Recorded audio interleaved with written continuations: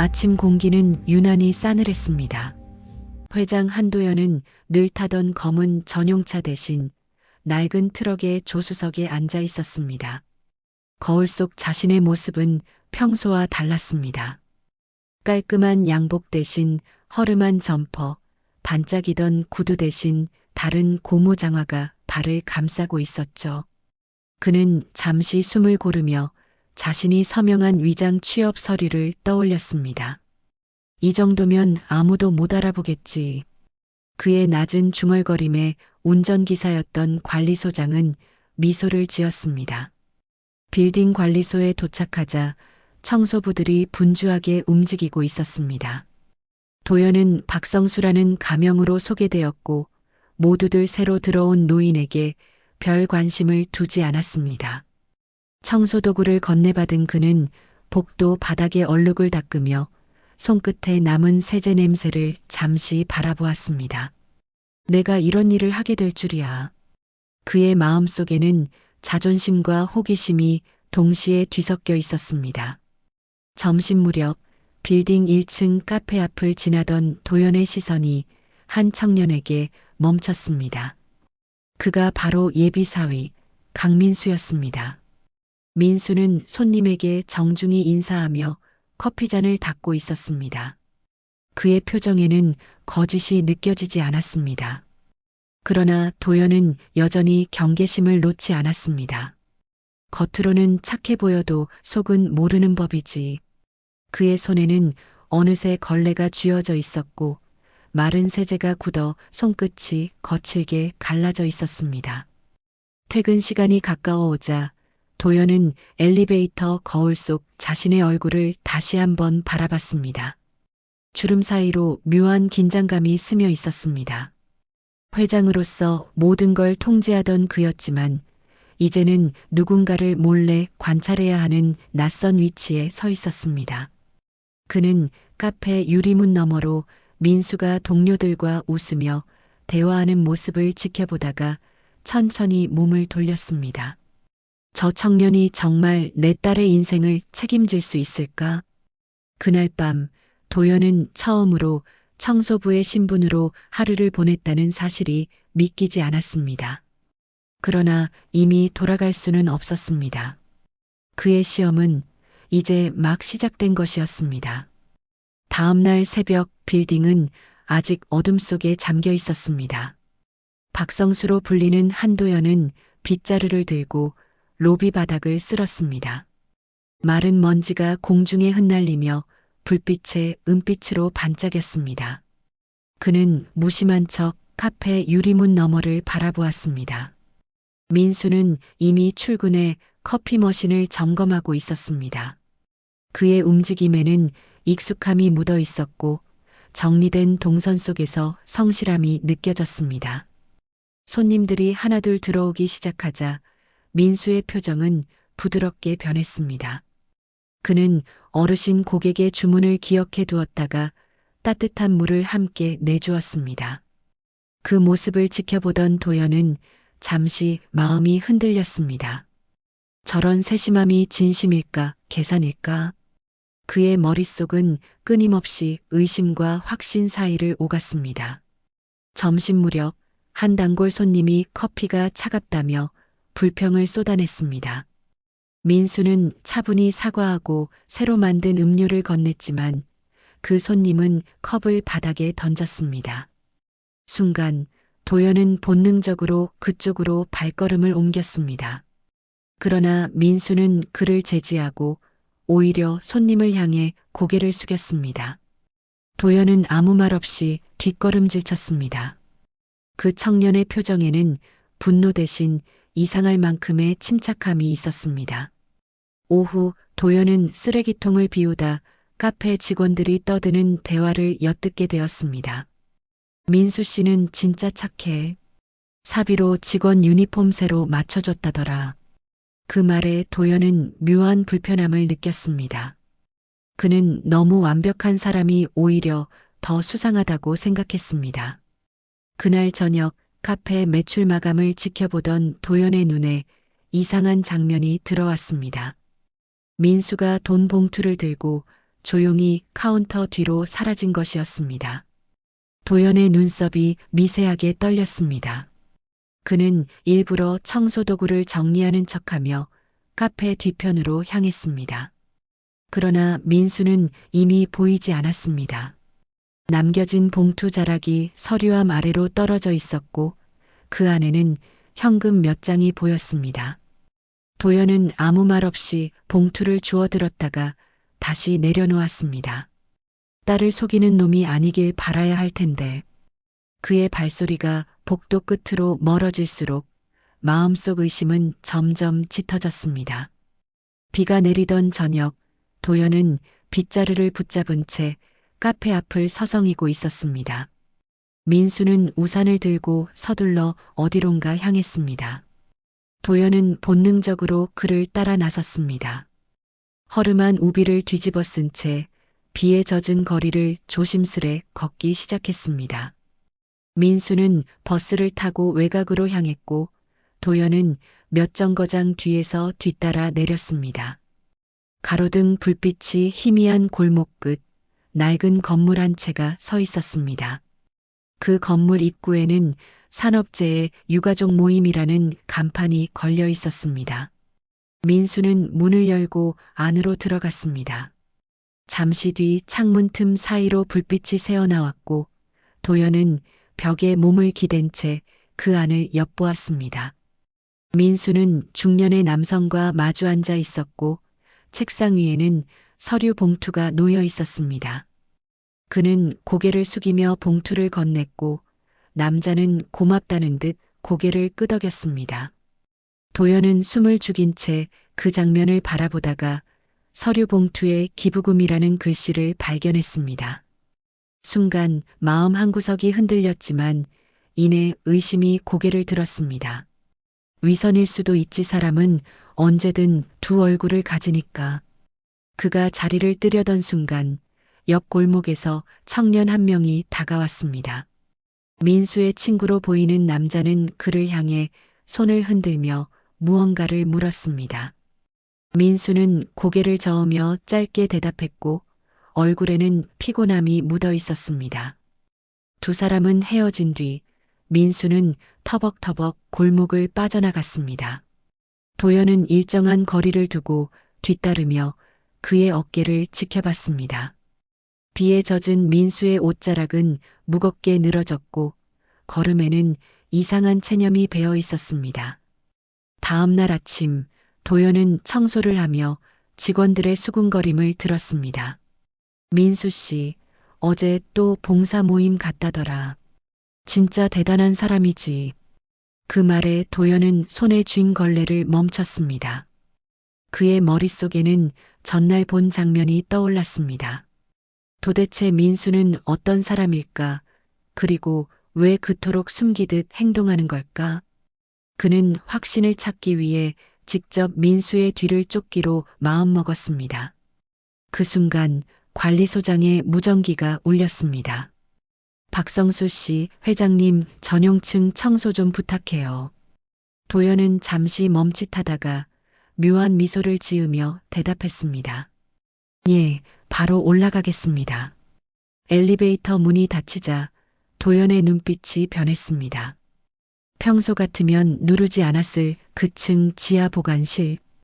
그곳에는 직원 접근이 금지되어 있었습니다. 그러나 오늘은 달랐습니다. 그는 청소도구 카트를 끌며 조용히 버튼을 눌렀습니다. 삑! 짧은 경고음이 울렸지만 곧 엘리베이터는 천천히 아래로 내려가기 시작했습니다. 도연은 심장이 요동치는 걸 느꼈습니다. 문이 열리자 차가운 공기와 함께 어두운 복도가 모습을 드러냈습니다. 한쪽 벽면엔 보안구역 무단 출입 금지라는 팻말. 그러나 그 아래에는 최근 누군가 드나든 듯한 발자국이 희미하게 남아 있었습니다. 그는 주위를 살피며 천천히 안으로 들어섰습니다. 서류 캐비닛, 오래된 CCTV 장비, 그리고 녹슨 철문 하나. 도연은 철문 손잡이를 잡고 살짝 밀었습니다. 긱. 안에는 먼지 쌓인 상자들이 있었고 그중 하나엔 기부 내역 내부 감사용이라고 적혀 있었습니다. 그는 손전등을 비추며 상자를 열었고 수북한 서류들이 눈에 들어왔습니다. 그 순간 뒤에서 발소리가 났습니다. 도연은 재빨리 뒤돌았습니다. 민수가 문 앞에 서 있었습니다. 눈빛엔 놀라움보다 냉정함이 깃들어 있었습니다. 이 시간에 여긴 왜 온 거죠? 박성수 씨? 민수의 목소리는 낮고 차분했지만 묘하게 날이 서 있었습니다. 도연은 손에 쥔 서류를 숨기며 대답했습니다. 청소하러 왔습니다. 관리소에서 지시가. 민수는 한 발 다가왔습니다. 그럼 그 서류는 왜 들고 있죠? 두 사람 사이에 정적이 흘렀습니다. 지하의 형광등이 깜빡이며 그들의 그림자를 불규칙하게 흔들었습니다. 그리고 도연의 입술이 천천히 움직였습니다. 당신 도대체 뭐 하는 사람이죠? 민수는 미소도 없이 그를 바라봤습니다. 그건 곧 알게 될 겁니다. 같은 순간 철문 밖에서 누군가의 발소리가 또 들려왔습니다. 이번엔 두 사람 모두 얼어붙었습니다. 누군가 또 다른 인물이 이곳을 향해 오고 있었습니다. 계속 이어드릴까요? 다음 씬 지하실의 또 다른 열쇠. 발소리가 점점 가까워졌습니다. 도연과 민수는 동시에 어두운 캐비닛 뒤로 몸을 숨겼습니다. 그때 문이 천천히 열리며 경비원 2명이 손전등을 들고 들어왔습니다. 보안실에서 이상한 신호가 감지됐다고 해서 왔습니다. 한 경비원이 중얼거리며 복도 쪽을 비쳤습니다. 도연은 숨을 참았습니다. 민수의 손이 그의 어깨를 살짝 눌렀습니다. 조용히 있으라는 신호였습니다. 그 짧은 순간에도 민수의 손끝은 이상할 정도로 차가웠습니다. 도연은 그 감촉에 소름이 돋았습니다. 경비원들이 한참을 살피다가 통신기로 보고했습니다. 이상 없습니다. 아마 감지 오류 같습니다. 그들은 그대로 복도로 나가며 문을 닫았습니다. 잠시 정적이 흐르자 도연은 조심스레 몸을 일으켰습니다. 이제 설명 좀 하시죠. 그의 목소리는 떨렸지만 단호했습니다. 민수는 무표정하게 바닥을 가리켰습니다. 거기엔 녹슨 자물쇠가 달린 철판이 있었습니다. 이 호텔엔 아무도 모르는 방이 하나 더 있습니다. 민수는 주머니에서 오래된 열쇠를 꺼냈습니다. 쇠에 새겨진 숫자는 0. 이걸 찾으려면 당신이 필요했습니다. 도연은 의아했습니다. 왜 하필 저입니까? 민수는 천천히 눈을 들었습니다.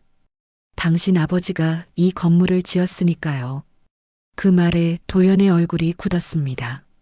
숨겨둔 진실이 갑작스럽게 현실로 튀어나온 듯한 순간이었습니다. 그는 무의식적으로 뒤로 물러섰습니다. 그럴 리가 없어요. 우리 가족은 이 호텔과 상관없습니다. 그러나 민수는 차분하게 철판을 열쇠로 열었습니다. 낡은 경첩이 울며 철판이 들렸고 그 밑엔 또 다른 계단이 드러났습니다. 어둠 속으로 이어지는 계단, 그리고 썩은 먼지 냄새. 민수는 먼저 내려가기 시작했습니다. 도연은 잠시 망설이다 그를 따라 한 발 내디뎠습니다. 발밑에서 들려오는 금속음이 오래된 비밀의 존재를 속삭이는 듯 했습니다. 그리고 문이 닫히며 지하의 어둠이 완전히 그들을 삼켰습니다. 계단은 끝이 보이지 않았습니다. 좁고 축축한 공기 속에서 도연의 숨소리가 점점 거칠어졌습니다. 민수는 앞장서서 손전등을 비추며 묵묵히 걸었습니다. 벽에는 오래된 배선과 녹슨 파이프가 얽혀 있었고 먼지가 비처럼 떨어졌습니다. 마침내 그들이 도착한 곳은 거대한 금고문 앞이었습니다. 민수가 열쇠를 꽂자 묵직한 금속음이 울렸습니다. 잠금 장치가 풀리며 문이 천천히 열렸습니다. 그 안엔 오래된 서류 뭉치와 낡은 금고, 그리고 액자 하나가 있었습니다. 액자 속엔 한 남자의 젊은 시절 사진이 걸려 있었는데 바로 도연의 아버지 이태준 회장이었습니다. 도연의 얼굴이 순식간에 굳어졌습니다. 민수는 서류 더미를 꺼내 책상 위에 펼쳤습니다. 그 안엔 뇌물, 불법 인수합병, 해외 비자금 거래 내역이 담겨 있었습니다. 모두 이태준의 서명이 찍힌 문서였습니다. 이게 당신이 믿었던 아버지의 진짜 얼굴입니다. 민수의 목소리는 냉정했고 도연은 아무 말도 하지 못했습니다. 그때 천장이 흔들리며 먼지가 쏟아졌습니다. 낡은 구조물에서 삐걱거리는 소리가 들려왔습니다. 민수가 손전등을 비추며 외쳤습니다. 여기 오래 머물면 위험합니다. 위층 구조가 무너지고 있어요.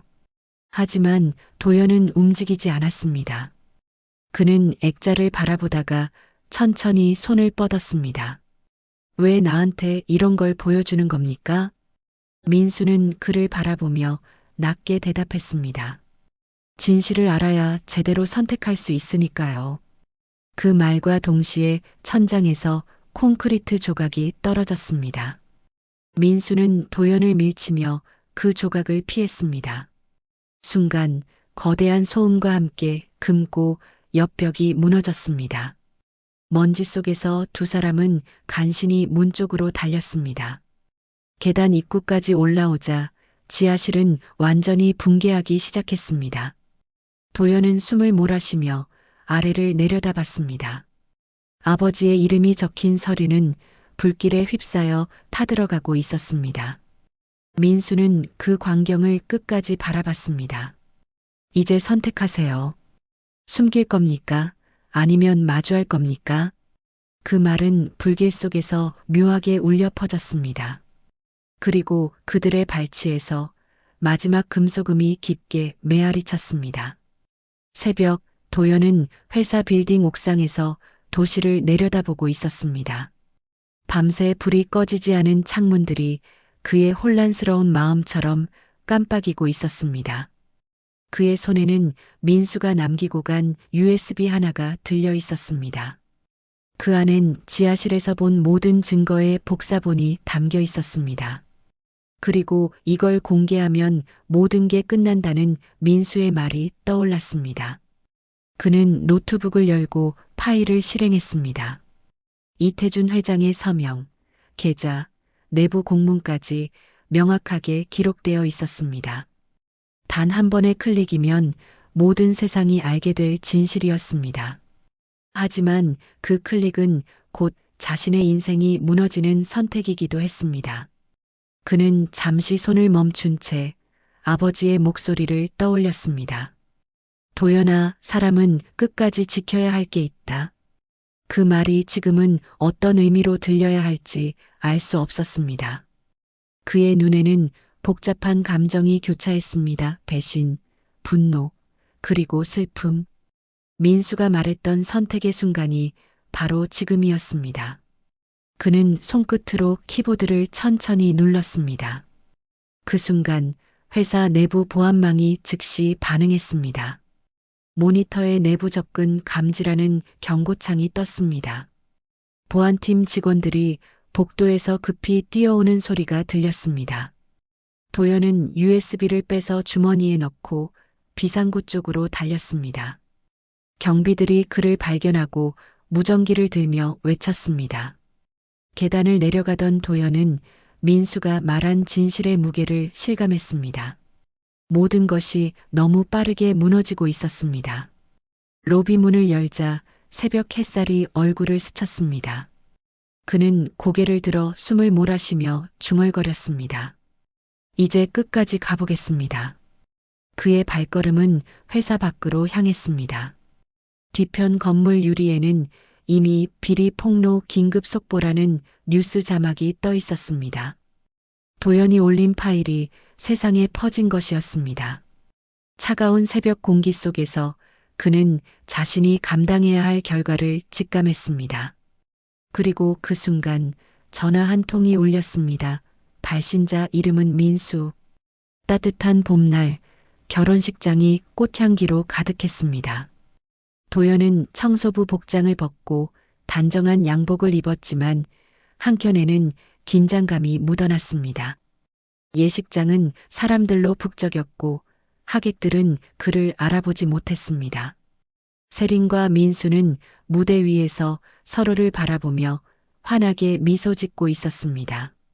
도연은 멀리서 그 모습을 지켜보며 마음속 깊이 안도의 한숨을 내쉬었습니다. 꽃길을 따라 신부가 걸어올 때 민수는 예식장 뒤편에서 조용히 도연에게 다가왔습니다. 아버님. 그 한마디에 도연은 잠시 멈췄지만 곧 고개를 끄덕이며 미소 지었습니다. 세리는 두 사람 사이를 이어주듯 손을 잡고 이제 가족이잖아요. 라고 말했습니다. 주변 하객들의 박수가 이어졌고 사진사들의 플래시가 터졌습니다. 밖에는 봄비가 살짝 내리고 있었습니다. 유리창에 반사된 빛이 도연의 얼굴을 부드럽게 감쌌습니다. 그는 깊게 숨을 들이마시며 지난 시간을 떠올렸습니다. 청소부로 위장했던 날, 지하실에서 본 진실, 그리고 민수와의 충돌까지 모든 것이 이제 지나간 일이 되었습니다. 도연은 눈가에 맺힌 눈물을 닦으며 속으로 중얼거렸습니다. 이제야 모든 게 제자리를 찾았다. 그 미소는 누구보다 따뜻했고 오랜 죄책감과 분노를 내려놓은 듯 했습니다. 민수와 세리는 서로의 손을 맞잡고 새로운 시작을 향해 발걸음을 옮겼습니다. 도연은 그 뒤에서 조용히 두 사람을 바라보며 마음속으로 축복했습니다. 그리고 그의 눈에는 앞으로의 평화로운 날들이 환하게 비치고 있었습니다.